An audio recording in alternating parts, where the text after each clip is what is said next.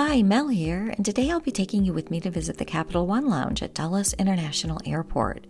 This was my first opportunity to visit a Capital One lounge, and I was really eager to check it out. So how was my visit? And what did I think of the lounge? Come along with me today to find out. Also, if you enjoy this type of content, I hope you'll hit the like button and subscribe. And with that out of the way, let's get started.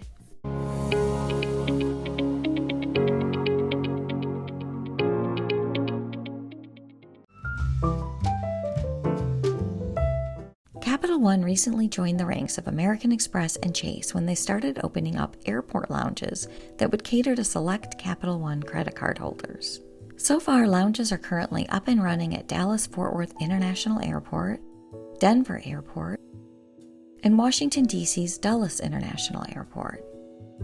Additional lounges are scheduled to open at Washington, D.C.'s National Airport, New York's LaGuardia Airport, the Las Vegas Airport, and New York's JFK Airport.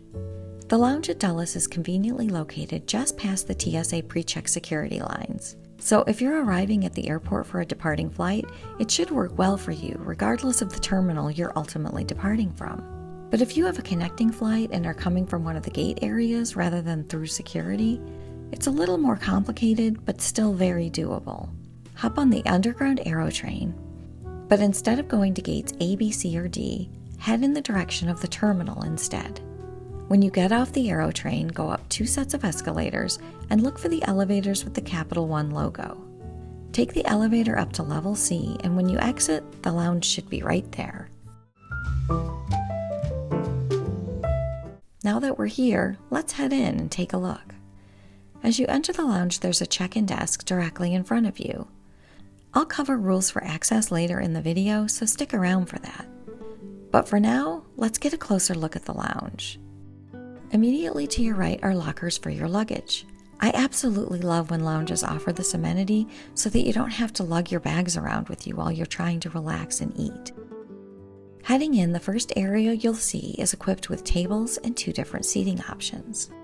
Booth-style seating, and these interesting woven-back chairs. Universal power outlets are integrated into the seats for convenient access.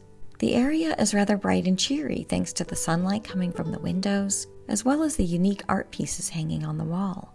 The artwork throughout the lounge has all been created by local artists.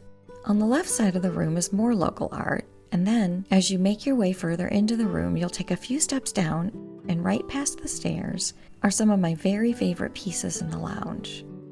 Down here, the seating arrangement we saw before repeats itself. And like before, there are outlets integrated into the seats. I think the greenery in the lounge adds a nice touch. In the middle of this section is a rounded table with stools, which I heard was designed for children. I guess the outlets must be for kids with iPads. While I'm glad the Capital One Lounge is trying to accommodate children, I think offering a family room would be a better option. If you keep heading in the direction of the food and drinks, you'll encounter more seating, including the most comfortable options in the lounge, seating at and near the bar, and more table seating. Finally, there's a hallway at the far end of the lounge that provides a bit more privacy, with this spot in the corner, as well as these nooks, which seem like a good place to get work done. Instead of a standard buffet with shared serving utensils, the food at the Capital One Lounge is presented as pre-portioned small plates. As I've mentioned before, I am a bit of a germaphobe, so I love this. The dishes are quite interesting, with locally sourced ingredients and a nice layering of flavors. I was there midday, and options included farro salad with green goddess dressing, spicy lamb, jicama mango chili salad, wasabi deviled eggs, meat crafters antipasta, tater tots with cheddar mornay, shrimp bao bun, and roasted peppers and hummus crostini. There are also several baked goods available, and again, the flavor profiles are interesting and ingredients are locally sourced. Options during my visit were chocolate espresso tart, flick chocolate chip cookies, tahini coconut parfait, and buttermilk biscuits with pimento cheese. If you're thirsty, there's a filtered ice machine and some unique beverages available on tap. While cola and diet cola aren't very interesting, they also have pineapple cream and agave vanilla cream, as well as water, raspberry tea, and lemonade. I was boring and opted for good old-fashioned ice water.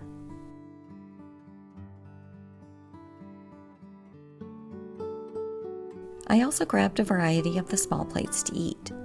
And as someone who always has a hard time narrowing down my food choices, this was the perfect type of meal for me.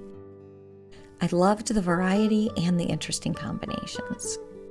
After dinner, I grabbed a couple of baked items and decided to get a drink. If you're in the mood for a drink, head over to the bar where you can select from a variety of curated alcoholic and non-alcoholic beverages.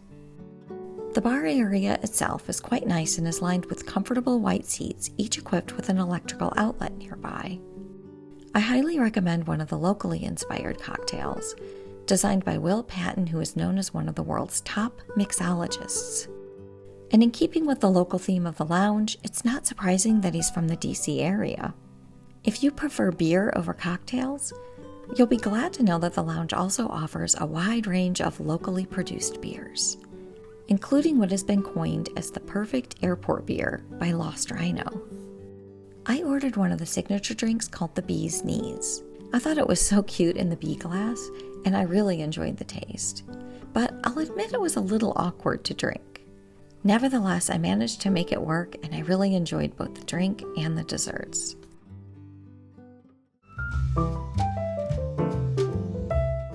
The lounge has 4 individual bathrooms, all of which are unisex and handicap accessible. Head down this hallway to find them. In addition to being large, clean, bright, and well-stocked, the bathrooms are also tastefully staged with artwork, books, and a plant. In the same hallway is a parent's room, and I was so impressed with this room.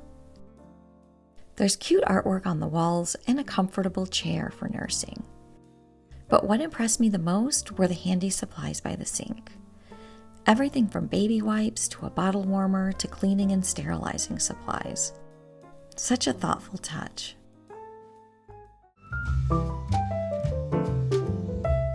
As much as I appreciate the parents' room, there is something else in the lounge that I appreciate even more. The grab-and-go food and drink options near the entrance to the lounge. This is a great alternative for people who have a short window of time to catch their flight. It should also help alleviate some of the overcrowding issues that so many lounges suffer from these days.